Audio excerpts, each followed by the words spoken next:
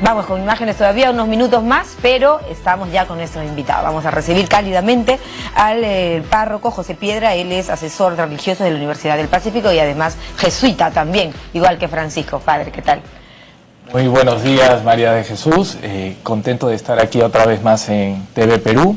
Pero en primer lugar me gustaría empezar quizás recordando la noticia que has presentado hace un momento de lo que ha ocurrido en Trujillo, ¿no? Es una pena, con el cariño que han estado preparando los trujillanos, la llegada del Papa, y estoy seguro que será un éxito mañana y el recorrido de estos días del Papa por el Perú, pero levantar una oración sobre todo para que no haya víctimas, para que puedan los bomberos, con la ayuda de la sociedad civil, lograr solucionar este problema del incendio que ha ocurrido esta mañana. Exactamente, que está ocurriendo. Vamos a estar también nuevamente con David Ponce de León más adelante, padre. Es una pena este incendio que hemos visto que se registra en Trujillo a tan solo horas de recibir al Santo Padre, ¿no? Ahora todavía él está en Chile, deja Iquique, deja la playa, luego hay un almuerzo, parte nuevamente ya luego para Santiago y esta tarde llega a nuestro país. ¿Cuál es un poco su resumen, su digamos su conclusión de la visita del Santo Padre en Chile? Yo creo que la visita del Santo Padre a Chile ha sido una buena visita en el sentido de que ha ido dejándonos enseñanzas, tanto al pueblo chileno como al peruano y latinoamericano, ¿no? Él vuelve mucho, yo creo, en general a todos los temas que son fuertemente humanos, ¿no? Esos mensajes que nos han ido llegando vuelven sobre lo que es un poco la experiencia más profunda como personas, ¿no? Recordar quizás, en primer lugar, el pedido de perdón, la sensación de vergüenza que él sintió ante la situación de los abusos sexuales a menores, el poner la cara por sus hermanos sacerdotes, pero también la palabra de ánimo que él ha ido dando a las mujeres en la cárcel, por ejemplo. Qué lindo ese mensaje de parir esperanza. No perdamos la dignidad, ese estatus de ser humano, de hijo de Dios y de ser reconocido en dignidad, ¿no? Que es un primer derecho humano en general en la sociedad moderna. Y también la invitación a los jóvenes, ¿no? Es decir, esa frase que decía, ¿no? No pierdan la esperanza, piensen en cosas grandes, positivas, vean a futuro, ¿no? Y siempre pedir que recemos por él, ¿no? Correcto. Él siempre vuelve sobre eso. Que es un sentido de humildad, yo creo, ¿no? Claro. Ahora, sin embargo, en Chile, 36% nada más, ¿no es cierto? Son católicos y muchos ateos ha crecido, sin duda. Muchos decían, Francisco llega a Chile en busca del rebaño perdido. ¿Lo siente usted así? Yo creo que sí. Podría ser medida? Que en alguna medida, ¿no? El porcentaje específico, el número no lo manejo, pero sí te diría que puede haber distintas razones, ¿no? Es decir, Chile tiene una sociedad pues, más marcada quizás por una sociedad de consumo. La gente está preocupada también en otras temáticas. Puede haber sido la influencia de todo el tema del abuso a menores, no hay que negarlo. Bueno, recordemos que son 78, ¿no? 78 representantes de la Iglesia, 4 obispos, entre ellos los que digamos, se cuentan en la lista de personas a las que se les ha atribuido abusos sexuales a niños. Y en nombre de ello, Francisco ha señalado sentir vergüenza. Nada más humilde que este gesto que realmente calará en la sociedad chilena. Yo espero que sí, ¿no? En general, en toda la sociedad en su conjunto, ¿no? Claro que Esperemos sí. que eso ocurra. Claro que sí. Bueno, el mensaje del Papa también en Temuco ha sido bien sensible, ¿no es cierto? Sobre todo a la población mapuche, pero a la propia Michelle Bachelet en La Moneda, decirle el respeto por las personas que se sienten excluidas, por los mapuches, el derecho a las tierras. ¿Qué le ha parecido? Yo diría que lo que pasa ahí en Chile y todos los pueblos originarios es algo que se replica en nuestros propios pueblos. Es una realidad latinoamericana, la del tema de la convivencia, de unos y otros. En Chile pasa, y quizás menos, de lo que ocurre en otros países. Pensemos en Brasil, pensemos en nuestro propio país. Sigue siendo la pregunta, ¿cómo vamos a convivir entre todos? ¿Cómo vamos a ir integrando a todas las personas a la sociedad, ¿no? Ya que usted decía el consumismo, me recuerda una de las frases célebres del Papa, que él siempre señala la sociedad de descarte que vivimos hoy en día, ¿no es cierto? Es algo con lo que Francisco parece que lucha constantemente. Y aquí en Chile, digamos, no ha sido ajeno a ese mensaje tampoco. Por supuesto, quizá ahí podríamos concluir, padre, que se ha reducido el número de católicos en este país, ¿no es cierto? No, que es un hecho que se ha reducido, ¿no? Las estadísticas los van mostrando. ¿En la región, en realidad, Chile sería el país que menos catolicismo profesa? por lo que yo he leído, es lo que está apareciendo actualmente, ¿no? Apareciendo actualmente, ¿no? En torno al tema de la sociedad de Descartes, yo te diría que el desafío latinoamericano nuestro no es solamente por la sociedad actual y la que viene, sino también por la historia propia de nuestros pueblos. Es decir, esa situación de reconocimiento de las personas es también porque no hemos logrado derechos para todos. Es decir, el Papa va siempre al derecho a la tierra, al derecho al techo, y cuando esto no se logra, normalmente hay conflictos y dificultades en los grupos humanos, ¿no? Los grupos humanos, conflictos sociales. En Latinoamérica, pues todavía estamos en camino a eso, ¿no? Por eso era muy importante que él visite Temuco, ¿no? Esta región sur de Chile. Sí, desierto, ¿no? Y el desierto de Iquique, ¿no? Donde lo hemos visto ahora el Santo Padre. Al principio decíamos, incluso esta mañana él rompe un poco el protocolo y felicita a los periodistas, ¿no? Y les dice gracias porque pasan horas parados, porque los he visto, sigan sirviendo así al pueblo. Claro. O sea, el espíritu de servicio, además de un jesuita, está bastante puesto de manifiesto, ¿no? Sí, yo creo que sí, él está constantemente invitando a ponernos en clave de servicio, ¿no? Constantemente, ¿no? En la compañía de Jesús. En la compañía de Jesús, pero creo que es el Evangelio el que está al centro, ¿no? La claro, compañía una de sus frases, por ejemplo, ha sido que me ha fascinado, Padre, compartirla ahora con usted. Voy como peregrino del Evangelio de Cristo. ¿Sí? ¿Qué quiere decir esto? Significa que el centro de nuestro quehacer es la palabra del Señor. Es decir, la buena nueva para la iglesia y para todo hombre de voluntad es servir a los demás. Es decir, amar a Dios y amar al prójimo es verdad como mandamiento, pero esto aterriza en una clave de actitud de servicio. Y él siente que como Papa y representante de toda esta Iglesia universal, tiene que él empezar con esa actitud, ¿no? Entonces siempre él tiene ese gesto servicial. El modo como celebra el Jueves Santo, el lavado de los pies, es decir, siguiendo ahí el texto de Lucas, él invita a que estemos en clave de servicio. Quien quiera ser primero, que se haga el último. El problema es que a veces... Los últimos serán los primeros, ¿no? Sí, se va repitiendo constantemente en la enseñanza del Evangelio. Claro, y le gusta lo simple, le gusta lo sencillo, rompe el protocolo, lo hemos visto también en Chile, ¿no es cierto? Rodearse de muchos niños. Bueno, va terminando ya la visita del Papa, Padre, en Chile. Viene lo más esperado para nosotros los peruanos. La llegada aquí. Desde el año 88, que visitó Juan Pablo II, y si no me equivoco, por 40 horas nada más, recibimos a su santidad el Papa Francisco, que es un Papa diferente, ¿no? No solo el primer latinoamericano, sino también el primer jesuita. ¿Qué es ser un jesuita, Padre? Buena pregunta, ¿no? La vocación del jesuita normalmente es un compromiso muy grande en la relación de la fe y de la justicia. Las congregaciones religiosas tienen carismas, y el carisma del jesuita es esa relación de poner la fe, aquello que él cree, en relación de la búsqueda de una justicia en torno al mundo en que se mueve, ¿no? Los franciscanos pues tienen una fuerte sensibilidad con el medio ambiente, con la naturaleza, con la creación, diríamos, con términos más teológicos. Francisco elige el nombre justamente en referencia a San Francisco y tiene la encíclica Laudato Si, donde recupera todo el tema de nuestra casa común, él llama. Pero volviendo al tema del jesuita, el jesuita es comprometerse en donde esté fuertemente en vivir la fe en la búsqueda de la posibilidad del desarrollo de todos. Es decir, justicia la podemos utilizar en buscar el beneficio de todas las personas. ¿El jesuita es acción?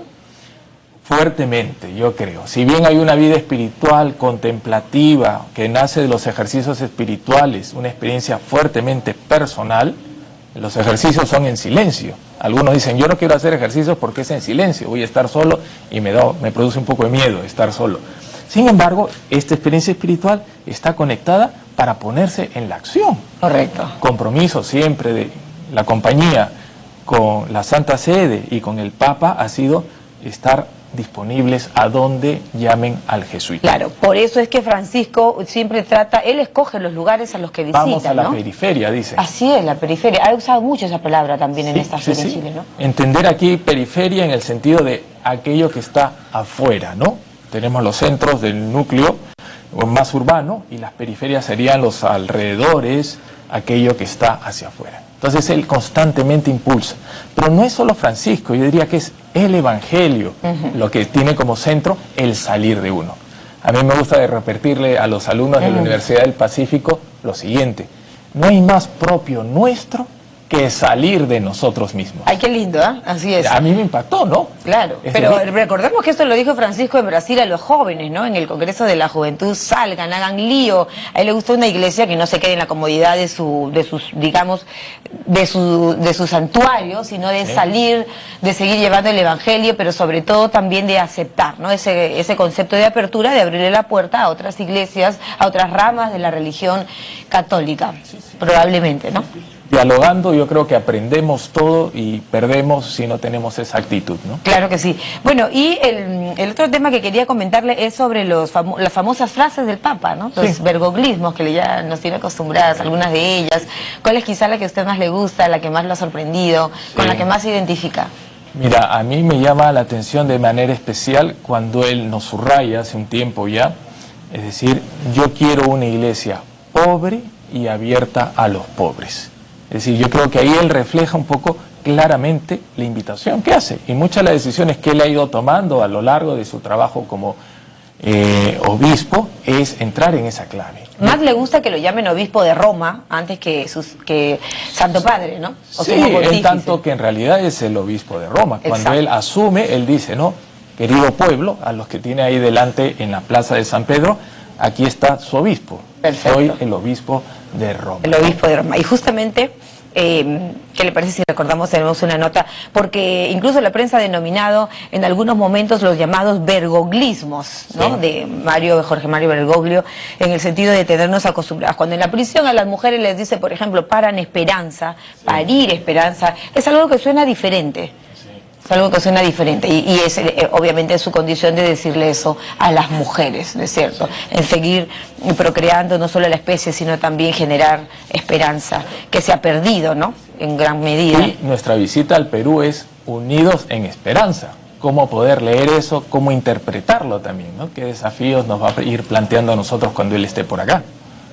Claro. Padre, acompáñeme, vamos a Puerto Maldonado, ¿le parece? No? Vámonos a uno de los albergues que va a recibir al Papa. Claro, esa era la nota que le hemos preparado y que justamente comentábamos, Padre José Piedra Valdés, esta mañana acompañándonos sobre las frases del Papa. Yo le decía, ¿cuál le ha parecido a usted, cuál le ha impactado más, con cuál se queda? Es difícil de repente escoger alguna, ¿no? Sí. Para mí, yo te comentaba, ¿no?, que la que a mí me ha acompañado en varios retiros que he ido realizando es este compromiso que él quiere poner a la iglesia de cara al tema de los pobres, por ejemplo, ¿no?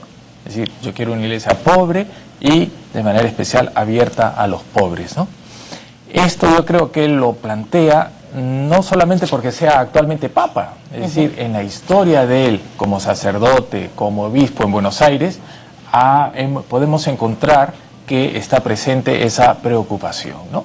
Claro. Pobre que puede ser a veces por razones económicas, por falta de medios, pero también el indigente, la persona con dificultad, ¿no? Se cuenta, y es verdad, porque yo he conocido gente que lo ha conocido a él, que él es atento a una persona enferma, en necesidad, a sacerdotes, presbíteros con dificultades, donde él se hacía cargo especialmente, siendo autoridad, vamos a decir así, respondiendo a personas. Es muy cierto lo que dice el Padre, porque él en el Vaticano, el Santo Padre, ha recibido a payasos, ha recibido a artistas circenses, ha abierto las puertas en las misas en la Plaza de San Pedro, muchas veces a gente que otros papas probablemente no. Alimento a mendigos también. Alimento a mendigos, ha lavado pies. Claro. Acaba de casar a una pareja en pleno trayecto, Iquique, ¿no es cierto? En el vuelo. Sí, son cosas correcto. Que no se dan así nomás en un Santo Padre. O sea, rompe todo tipo de esquemas, digamos, sí, ¿no? Yo creo que sí, pero se mete en temas polémicos difíciles, digamos, se desmarca de la parte doctrinaria, Francisco, para pasar a otro tipo de escenarios. A ver, yo creo que entra en juego su personalidad, el rol que él tiene que cumplir y la misión, obviamente, del mensaje que quiere manejar, que es justamente llevar esta buena nueva que trae el Evangelio, ¿no? Poner vida, es decir, hay doctrina en lo que él dice, obviamente, pero lo une con una experiencia vital importantísima, que lo hace muchas veces superar los protocolos que le van estableciendo. No, es que los protocolos no le gustan, pareciera, ¿no es cierto? Él los supera, pero por la vitalidad que quiere poner. Y yo creo que en el fondo es la buena nueva, el Evangelio, que es tan vital, donde él dice, tengo que impulsar y llevar este carro, que es la Iglesia Universal, para adelante, claro, mirar hacia adelante. Ya, claro, como usted muy bien dice, padre, no es que el Papa no tenga una doctrina, evidentemente existe toda una doctrina, el aspecto eclesial, el aspecto dogmático de ser nada más y nada menos que el Papa y el representante máximo en la tierra de Cristo, ¿no es cierto? Sin embargo, entra a escenarios o a temas difíciles, controversiales, que probablemente la Iglesia antes no ha abierto o no se ha tocado, no se ha atrevido a tocar este tipo de temas. El aborto, por ejemplo, el matrimonio homosexual, el matrimonio gay, ¿no es cierto? Abrir la puerta de la Iglesia para todos. El tema mismo de la pederastia al interior de la Iglesia, padre. Y yo te diría previamente, ¿no?, que no es solamente el contenido, sino el continente. Pues, ¿qué haces tú con un gran contenido, pero si el continente no va de la mano? Un profesor que conoce mucho, pero si esta doctrina no se transmite de manera adecuada, un maestro resulta aburrido a sus estudiantes, claro. Lo conocemos. Ahí entra además el sentido común y la experiencia de vida, ¿no? Él siempre ha sido pues el párroco del metro, el deportista, el San Lorenzo, su equipo de los amores, y eso lo lleva ahora en su misión papal. Sí, y los temas que tú me dices, matrimonio gay, aborto, son temas que ya tenemos, yo creo, tiempo como sociedad moderna, sobre todo, conversando, discutiendo. Lo que pasa es que él lo ha asumido como parte de un conjunto mayor también de temas, Aun cuando las comparaciones pueden ser un poquito incómodas, pero nuestro Juan Pablo II, que acogió mucho al Perú y que quiso mucho al Perú también, besó suelo peruano, se sintió charapa. El Papa Francisco ya ha superado el número de viajes al Papa peregrino, a nuestro San Juan Pablo II, ¿no? O sea, Francisco sale, como usted dice, y quiere que la Iglesia sea así, abierta a todos. Le hablo ahora del tema complejo para la Iglesia Católica, y es el hecho de que él mismo lo ha señalado, de sentir la vergüenza. ¿Cómo va a afrontar Francisco en el Perú este tema de, por ejemplo, el sodalicio? Sí, correcto. De vida cristiana. Yo te diría, en primer lugar, estoy de acuerdo que obviamente es una situación de vergüenza. Valoro en él el poner la cara como líder, como responsable justamente de enfrentar la situación. Y esas palabras lo que han querido, yo creo, es mostrar el reconocimiento de una realidad que ha existido. Y lo que yo diría es, dado, por ejemplo, en el caso del sodalicio, ha habido esta presencia justamente de poner ahí un obispo que se haga cargo en este tiempo, ¿no? Yo creo que es un gesto intentando hacer pero pareciera presencia que este Papa, padre, ha entendido que esos gestos tienen que ir de la mano, digamos, no solo un hecho simbólico. Correcto. Vamos a ir a compartir una nota, ¿qué le parece?, de un sacerdote boliviano, y luego seguimos conversando ya de los cambios durante la gestión papal de Francisco.